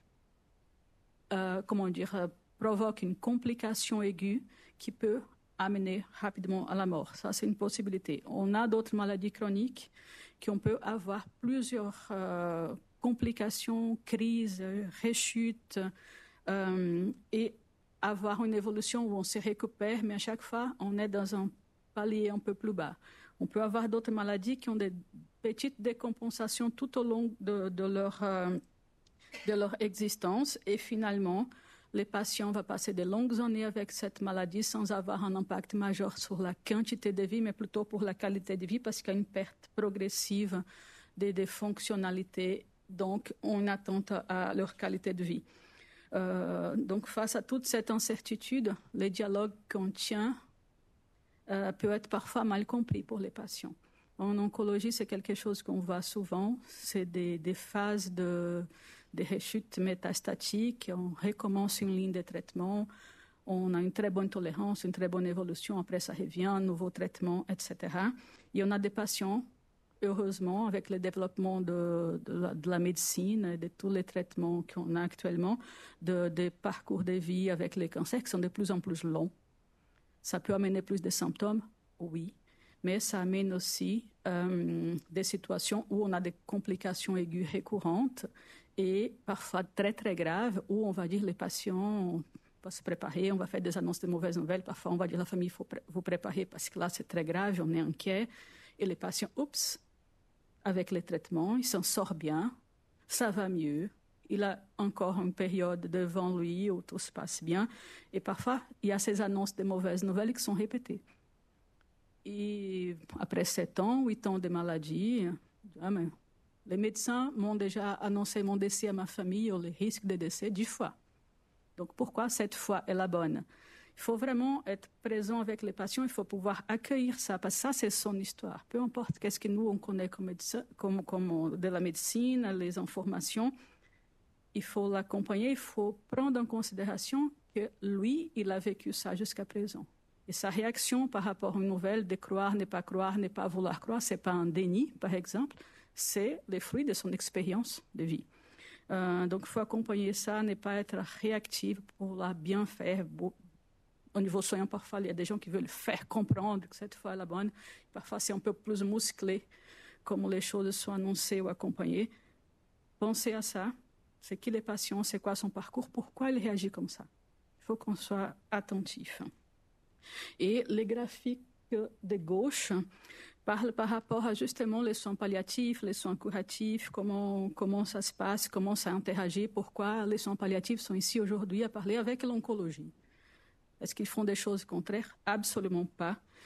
Si on prend l'exemple de Lise, qu'on a accompagné ce soir, on a vu qu'elle a pu rencontrer une équipe spécialisée de soins palliatifs pour la première fois quelques semaines avant son décès. Par contre, avec les choses qu'on a discutées ici, que je vais vous montrer, vous allez voir qu'elle a bénéficié des soins palliatifs depuis très tôt dans sa maladie. Tout médecin, tout professionnel de santé, il est capable de dispenser des soins palliatifs. C'est vrai que quand les choses commencent à devenir plus difficiles, les symptômes commencent à s'accumuler, la complexité de la gestion de ces symptômes devient très intense, très importante, qui requiert beaucoup d'efforts, de soins, des personnes autour, une équipe interdisciplinaire présente de manière très fréquente. À ce moment-là, c'est clair qu'ils vont avoir besoin des équipes spécialisées, parfois être hospitalisés dans des unités spécialisées, mais les patients y bénéficient des soins palliatifs parfois très tôt, sans même savoir encore qu'ils sont sous une prise en charge palliative. C'est vrai que les mots palliatifs peuvent faire peur, mais ce n'est pas une médecine à part. C'est la même médecine, c'est la philosophie qui commence petit à petit à être intégrée par toutes les autres spécialités, que c'est mettre les patients au centre, son bien-être, sa qualité de vie, en plus de traiter la maladie. Comme on a dit tout à l'heure, la personne qui est malade, qui elle est, de quoi elle a besoin, et pas quelle est la maladie, et les patients simplement le porteur. Ça, c'est quelque chose de dépassé. On espère que cette vision-là va disparaître. Donc, pour communiquer avec les patients, c'est très important l'authenticité. Il faut oser être vrai, même si c'est difficile. C'est une opportunité d'entrer en lien, comme j'ai dit tout à l'heure. Il ne faut pas créer les petits mots, des euphémismes. Parfois, les patients ont besoin de cette information pour pouvoir avancer. S'il n'a pas des informations claires, il ne pourra pas faire tout ce qu'il aurait aimé faire s'il avait cette information. Que ce soit une décision de traitement, que ce soit une rencontre avec les proches, que ce soit simplement quelque chose qu'il veut léguer à quelqu'un qui simplement il ne dira pas, il ne changera pas, il ne verra pas parce qu'il ne savait pas. Toujours être attentif à une écoute active, hein, donc plus écouter que parler. C'est difficile, parfois on a des informations, on a envie de délivrer des informations, mais comment le faire? On ne fera pas bien si on ne sait pas qui on a en face. Et c'est en écoutant qu'on découvre, que ce soit les patients, que ce soit son entourage. La synchronisation, c'est adapter son discours au niveau de compréhension du patient, pas de jargon, pas d'aller plus loin, pas d'annoncer une chose sans savoir jusqu'où il sait. Donc, cette invitation à savoir qu'est-ce qu'il sait déjà, qu'est-ce qu'il veut savoir, c'est important. Respecter son rythme, ne pas forcer la confrontation s'il n'est pas prêt. Si on avait l'impression qu'il était prêt et on commence la discussion et on voit qu'il y a des mouvements de retraite, peut-être qu'il faut juste clore la discussion à ce moment-là, reprendre dans un autre moment, inviter des personnes de confiance. Ça, c'est quelque chose qu'on voit très souvent, principalement quand on est une prise en charge dans une équipe interdisciplinaire. Il y a souvent des personnes, des corps de métier avec qui les patients s'identifient plus. Peut-être s'associer à cette personne, transmettre à cette personne cette annonce, cette discussion difficile. Toujours clarifier les attentes des patients. Tout ce qu'on a discuté, tout ce que vous avez entendu, qu'est-ce que ça vous fait? Quels sont vos besoins par rapport à ça? Toujours imaginer que c'est une quantité énorme d'informations, c'est une charge émotionnelle énorme. Donc, il faut toujours planifier un deuxième moment. Et alors qu'on a discuté, qu'est-ce qui reste encore des questions? Est-ce que vous aimeriez qu'on explique ça à vos proches? L'intégration de proches, elle est très importante, mais il faut toujours se rappeler qu'on a besoin de l'accord, de la validation du patient. C'est lui qui décide qu'est-ce qu'on dit, à qui on dit. Et les familles n'ont plus les droits de dire aux médecins, dire aux soignants qu'est-ce que le patient peut ou ne pas savoir. C'est une information qu'il faut aller avec tact, mais chercher auprès de lui qu'est-ce qu'il est prêt à savoir. Toujours reformuler et valider les émotions du patient. Il n'y a pas de mauvaises émotions, il n'y a pas de mauvaise compréhension. C'est ce qu'il a compris, c'est qu'il était capable de comprendre. Donc, il faut composer avec ça. Comme j'ai dit tout à l'heure, ça a un impact assez conséquent sur les soignants. Donc, il faut pouvoir aussi prévenir l'épuisement.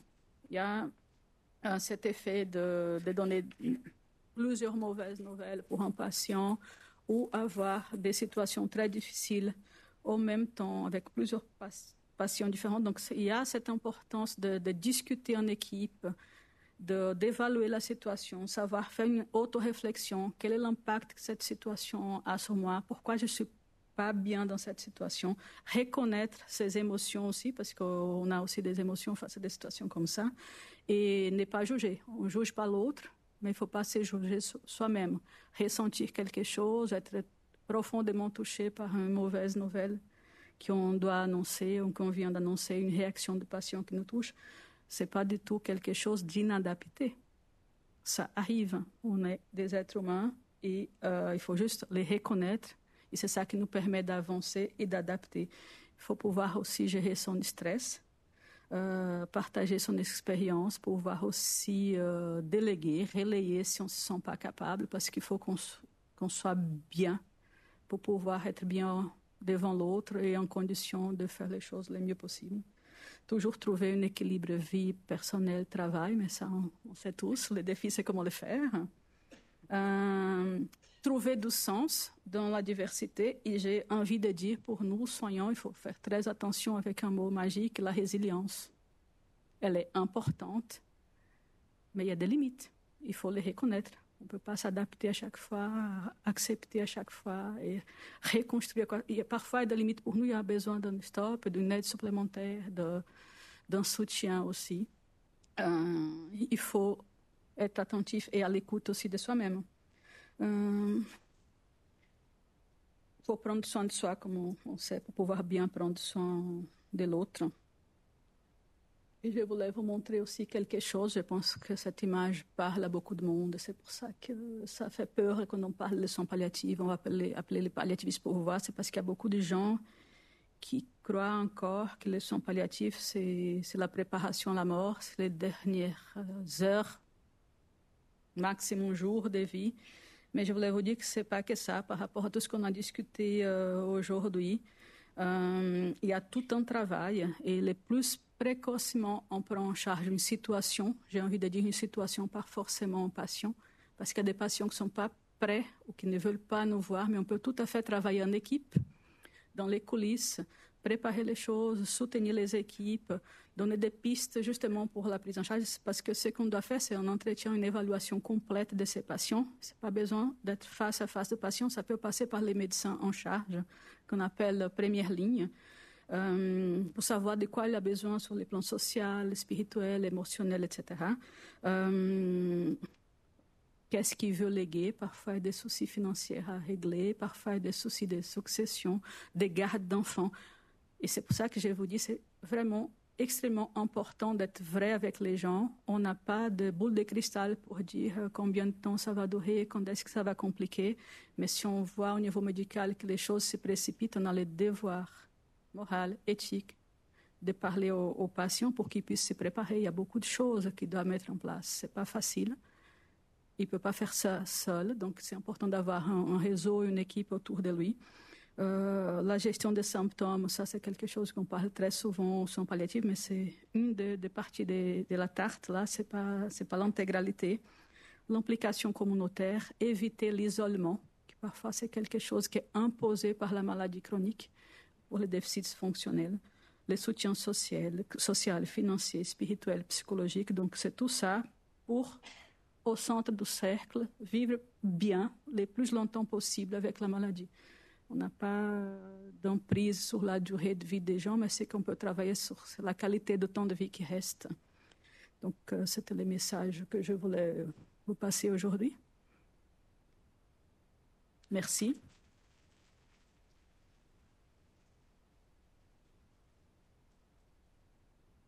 Alors bonsoir, on va passer les micros dans les rangs pour les gens qui aimeraient poser des questions.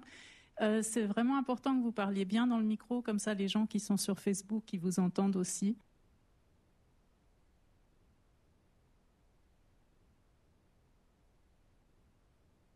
c'est vrai, comme j'ai dit pendant ma présentation, on est exposé très souvent à des situations très complexes. Et l'effet de les vivre régulièrement, d'un côté, il y a cette charge cumulative qu'on a dit, mais d'un autre côté, ça apporte aussi une certaine expérience. Donc, on a quelques tactiques de communication, d'interaction, mais très souvent, on a des surprises. Donc, malgré toute les structurations des entretiens, on fait des entretiens souvent en binôme. Ça, c'est quelque chose de très important aussi pour accueillir les patients. Ça peut nous arriver de perdre nos mots, de ne pas savoir quoi dire et avoir un collègue à côté qui peut rebondir sur autre chose. C'est très important. On travaille en équipe, ça j'aime bien souligner. Donc on n'est pas seul. Seul, je ne serais pas capable de faire les métiers que j'ai fait. Donc on a une chouette équipe, des professions différentes, mais qui on collabore très bien ensemble. Et l'effet de partager, ça aide beaucoup. Ça peut avoir un impact sur la vie, ma vie. Parce que c'est vrai que parfois on rentre à la maison et on prend les patients avec dans la tête. Après, dans l'accompagnement, quand on est satisfait du travail qu'on fait, même si on sait que l'issue de 80% des cas des patients qu'on accompagne, ça va être la mort, mais de savoir qu'on a pu contribuer pour que les gens aient cette dernière phase un peu moins difficile, ça nous aide à avoir cette sensation de travail accompli. Et la deuxième question, c'était?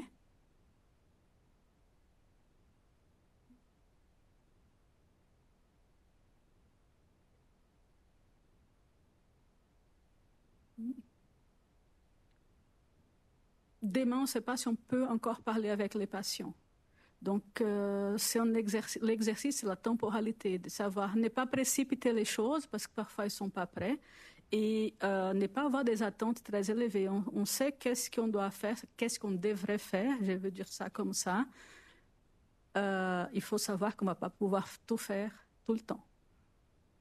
Il y a des choses qu'on va vouloir, on va faire un projet thérapeutique, on va essayer de discuter quelque chose, d'avancer sur un sujet, aider quelqu'un sur un point spécifique de leur vie, de leurs besoins à ces moments-là. Et le lendemain, pendant la nuit, il y aura une complication qui va tout changer, on va se réadapter, on va rediscuter avec la famille, parler d'autres termes. On a des patients pour qui on a des projets de réadaptation, qu'on a des projets de reprise de traitement, et on doit tout reconstruire dans un rien de temps, et pouvoir les accompagner et nous accompagner à nous aussi par rapport à ça. Donc, pour moi, les soutiens magiques, c'est l'équipe. Donc, ne restez pas seul si vous êtes dans d'autres services qui ne travaillent pas exactement comme nous, vous n'avez pas une équipe établie. Parfois, on doit composer avec qui est là ces jours-là, mais essayez de rester ensemble, composer ces projets ensemble, partager cette responsabilité, sinon vous n'arriverez pas. Il y aura ce sentiment d'insuffisance. Et il y a de très bonnes prises en charge palliatives en dehors des soins palliatifs aussi. On est témoin parce qu'on a des équipes mobiles. On voit les patients dans plusieurs unités de cet hôpital et on essaie de collaborer là où ils peuvent, où ils veulent être pris en charge. Et on essaie au maximum possible de nos moyens qu'il n'y ait pas de différence de qualité de prise en charge où qu'il soit. C'est notre objectif. Pareil pour la maison avec les équipes extra-hospitalières. On a une question d'une internaute. Pourriez-vous développer le concept d'implication communautaire dans ce que sont vraiment les soins palliatifs? C'est vraiment de favoriser le maintien de liens sociaux du patient. C'est ça que j'ai voulu dire par là. C'était un diapo qui était en anglais, donc je me suis fait aider par DALL-E, l'intelligence artificielle, pour traduire parce qu'il était assez complexe graphiquement. Et la traduction, c'est moi qui ai corrigé, c'était justement pour ça. C'est vraiment, dans la mesure du possible, garder les liens et les rôles sociaux du patient un papa, il ne devient pas le fils de son fils parce qu'il est dépendant. Et c'est ça qu'on essaie de garder et réactiver dans les relations, parce qu'on peut être mené à penser que la dépendance, il y a une inversion de rôle. Non, il y a une inversion de soins, il y a une dépendance, certes. Mais on essaie de garder l'identité de cette personne et cette identité sociale qu'elle a. Favoriser les contacts, tout ça, avec leur communauté, remettre en lien les gens qui sont dans des communautés religieuses. C'est très souvent le cas de pouvoir les inviter, les remettre en lien quand c'est leur souhait. Et voir mettre en place des bénévoles à domicile ou des aides aides financières pour taxi, etc., pour qu'ils puissent garder une vie sociale le plus longtemps possible. Que cette limitation ne soit pas une excuse pour l'isolement.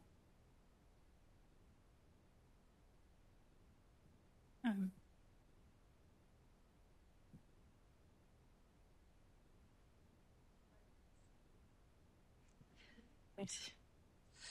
Bonsoir, merci beaucoup. J'ai une question pour le docteur Ashtari, plutôt, je pense. Ma question, c'est à l'annonce d'une mauvaise nouvelle, j'ai l'impression que les patients, ils rapportent souvent qu'ils ont un espèce d'état de sidération où ils n'entendent plus, ils comprennent plus. Est-ce que c'est quelque chose que vous arrivez à percevoir en consultation et comment est-ce que vous arrivez à le gérer? Voilà. Effectivement, c'est quelque chose qui peut arriver. Je dirais que c'est vraiment chaque annonce est individuelle. Comme l'a dit Indira, il n'y a vraiment pas de généralité possible. Surtout, ce qui est particulier, c'est que si on rencontre ce patient pour la première fois et qu'on doit en plus discuter quelque chose de difficile, on se jette à l'eau quand même, comme médecin, comme soignant, parce qu'on doit non seulement dire quelque chose de difficile, mais en plus on part à la découverte de cette personne en même temps. Donc c'est vrai que on tâtonne quand même au début, même si c'est fait de la manière la plus professionnelle possible, avec l'empathie qu'on a décrite. On tâtonne et selon ce qui se passe, on arrive à définir l'information qu'on va pouvoir passer, comme ça a été dit vraiment ce soir, à quelle intensité on passe l'information, quels mots on utilise, et selon la réaction du patient, effectivement, si il est dans un état de sidération, je pense qu'il faut essayer de tester jusqu'à quel point on va pouvoir se comprendre, qu'est-ce qui peut être dit à ce moment-là, et peut-être, comme l'a dit Indira, peut-être qu'on doit clore à un moment parce que c'est trop difficile, l'information ne passe pas, et donc définir ensemble, on espère par exemple que ce patient ne vient pas seul, s'il est comme ça, d'essayer de définir ensemble quand est-ce qu'on peut se revoir, qu'est-ce que le proche a compris, et puis de voir si peut-être 48 heures plus tard on reprend.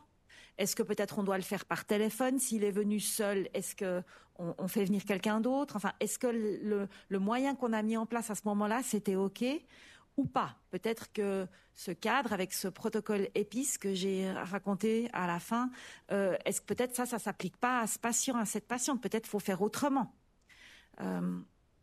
Donc oui, ça arrive.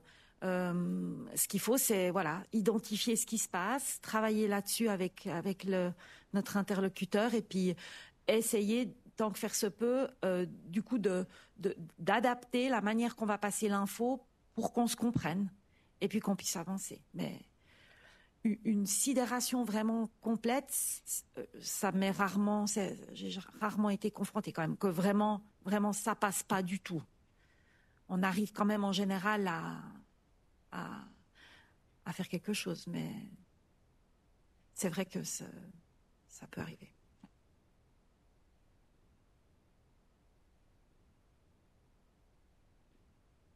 Quelqu'un d'autre aimerait poser une question?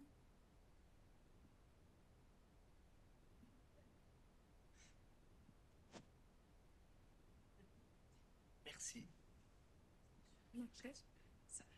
Bonsoir. Alors, merci pour votre intervention. Je vais parler en tant que collègue, puisque je suis aussi un professionnel de la santé. Je travaille au sein du RHNE. Alors, la vignette clinique que vous nous avez présentée, je trouve qu'elle était très claire.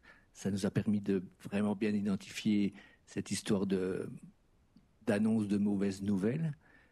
Les liens sont forts, mais je trouve que dans notre quotidien de travail, moi je travaille dans un service de réadaptation, c'est plutôt un nom à consonance positive, mais en fait des mauvaises nouvelles, on en dit tous les jours à nos patients. C'est des petites choses. Encore ce matin, on a annoncé à une patiente qu'elle ne rentrerait plus chez elle, mais qu'il faudrait qu'elle aille en EMS, par exemple. Et en tant que professionnel, j'ai l'impression, je ne sais pas si c'est par peur ou parce qu'on banalise. En plus, on a souvent une patientèle plutôt gériatrique. Donc, je ne sais pas s'il y a une notion d'agisme ou on banalise des fois certaines choses, certaines informations qu'on donne aux gens en face de nous, avec des mots souvent mal adaptés ou je ne sais pas si c'est volontaire ou pas, mais c'est juste pour que... Alors, il faudrait qu'il y ait peut-être des patients parmi nous là qui pourraient nous dire leur ressenti, mais des fois, on ne se rend pas compte des mots qu'on peut employer, puis comment le receveur le perçoit. Et au quotidien, j'ai l'impression que des mauvaises nouvelles, en tant que patient, ils sont bombardés de mauvaises nouvelles. Alors, ça peut être le retour à la maison, mais ça peut être juste l'annonce d'un examen, d'un changement de service. Toutes ces petites choses-là, c'est que des mauvaises nouvelles pour le patient, j'ai l'impression. Et qu'on n'a pas toujours conscience. Donc, c'est juste une remarque.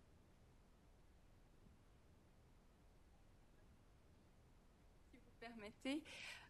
vous parlez de la banalisation, c'est un mécanisme de défense. On a fait le choix de ne pas aborder les mécanismes de défense parce que c'est quand même quelque chose d'assez complexe. Les mécanismes de défense, ils existent chez les patients, mais ils existent évidemment chez les soignants aussi. Et puis, on peut parler de banalisation, de rationalisation, de choses comme ça qu'on fait tous les jours.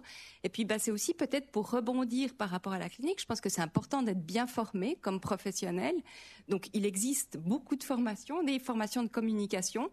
Je pense qu'on en a tous suivi. Et puis, je pense que c'est important tout au long de son parcours professionnel de se former. Et puis, de prendre conscience, en fait, en tant que soignant, qu'on a des mécanismes de défense.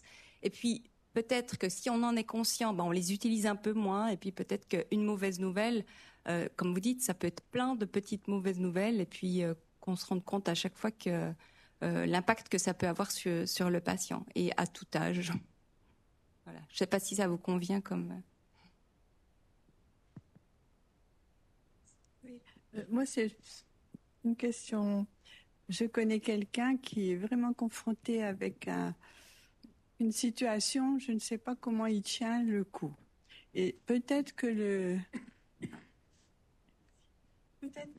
médecin Courmain-Boeuf aurait une idée.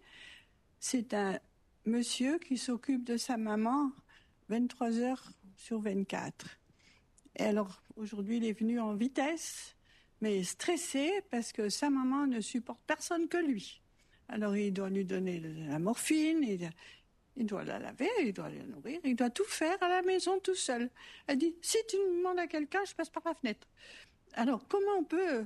Moi, j'ai dit, allez, proche aidant, mais il n'a même pas le temps d'aller. Puis, il dit, non, on fait ça nous-mêmes. J'essaie de lui dire, mais écoutez, c'est pas possible. Mais il ne veut pas entendre. Alors, il est fatigué. Alors, combien de temps ça va durer? Elle fait 2 fois des séjours à l'hôpital en urgence et de nouveau à la maison. Alors, la question que vous abordez, c'est une question qui est malheureusement assez fréquente, du proche aidant qui est débordé dans son mais rôle. Elle veut pas d'aide et lui il dit non, on se débrouille très bien. Je dis mais il n'écoute pas non plus. Alors, généralement, ce qui aboutit de ces situations, c'est surtout l'épuisement du proche qui finit lui-même à l'hôpital. Et des fois, c'est à ce moment-là qu'il y a un déclencheur pour trouver une solution pour le patient qui est indirectement impliqué aussi. Il n'y a pas vraiment de réponse simple à votre... Impatiente, hein. Tout à fait. Dans cette situation, les deux risquent de devenir patients. La Suisse est un pays de statistiques et on a la chance de bien savoir quand même comment et que font les proches, et ils ont une activité essentielle. Et une des évidences qui est sortie de ces statistiques, c'est que le fait d'être proche aidant peut aussi impacter la santé. Ça peut rendre malade d'être proche aidant si on n'est pas soutenu. Et là, je crois que vraiment, pour cette personne que vous décrivez, c'est essentiel qu'elle puisse obtenir de l'aide, sans quoi c'est elle qui va tomber malade. Et c'est effectivement une des problématiques, c'est qu'aujourd'hui, on a beaucoup de soins pour les patients, mais souvent, on a tendance à oublier les proches.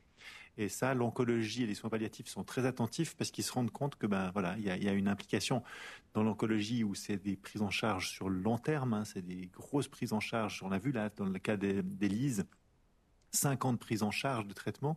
Donc c'est vraiment pas un sprint, mais vraiment un marathon.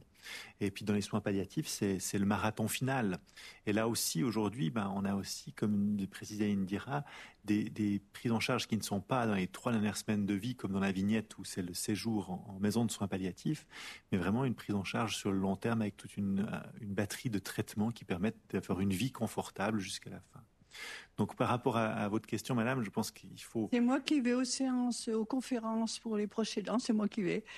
Voilà, il faut le sensibiliser de votre côté et puis vraiment lui dire que si lui ne veut pas tomber malade, il va falloir aussi qu'il sollicite de l'aide. Et puis je crois qu'entre les équipes mobiles de soins palliatifs, les CMS et ça, aujourd'hui, il y a quand même passablement d'intervenants mobiles sur le canton, même à Neuchâtel, qui peuvent être intervenants. Pour le convaincre, pour la convaincre, pour le convaincre, c'est ça? Merci madame. Encore une dernière question. Le temps a passé je me permets comme un éclair. Juste ajouter quelque chose à la réponse de Yann, c'est que pour ce monsieur, un argument qui peut fonctionner, bien sûr que ce n'est pas magique, mais parce qu'on est très souvent confronté à ce type de comportement des proches, c'est que s'il est dans cette situation, c'est parce que c'est très important pour lui de prendre soin d'elle jusqu'à la fin. Et s'il a un événement de santé à lui, il n'aura pas le choix. Donc ça, parfois, ça aide un peu à lever le rythme. Encore une fois, ce n'est pas magique, mais parfois c'est quelque chose qu'on peut essayer dans l'accompagnement des gens très investis parce que c'est le seul argument auquel ils sont sensibles. C'est un jour, vous n'allez pas avoir le choix, c'est votre santé qui va décider. Et là, elle n'aura pas le choix et vous ne serez pas là. Elle sera seule. Parfois, ça peut aider, mais... La doctoresse Amorim vous a donné un truc pour essayer d'un levier pour essayer de le convaincre. Vous nous tiendrez au courant si vous y arrivez. Donc moi, je vais clore cette conférence tout en vous remerciant les intervenants pour leur authenticité et la manière dont ils ont exprimé leur ressenti, sachant que les mauvaises nouvelles, c'est des mauvaises nouvelles qui pèsent pour les patients, mais qui sont aussi un poids pour les soignants. Donc je pense que l'échange était très intéressant. Merci aux professionnels, merci à vous pour ce moment, pour votre disponibilité et pour ce moment riche. Et puis, comme je l'ai indiqué en préambule, un apéro nous attend. Le vin ne devrait pas encore être trop chaud. On va pouvoir ensemble boire un verre et célébrer la vie qui est tellement un bien tellement précieux. Et je crois qu'on en est tous encore plus conscients qu'il y a 1 heure. Donc, on va tous aller partager un verre et un apéritif. Merci beaucoup.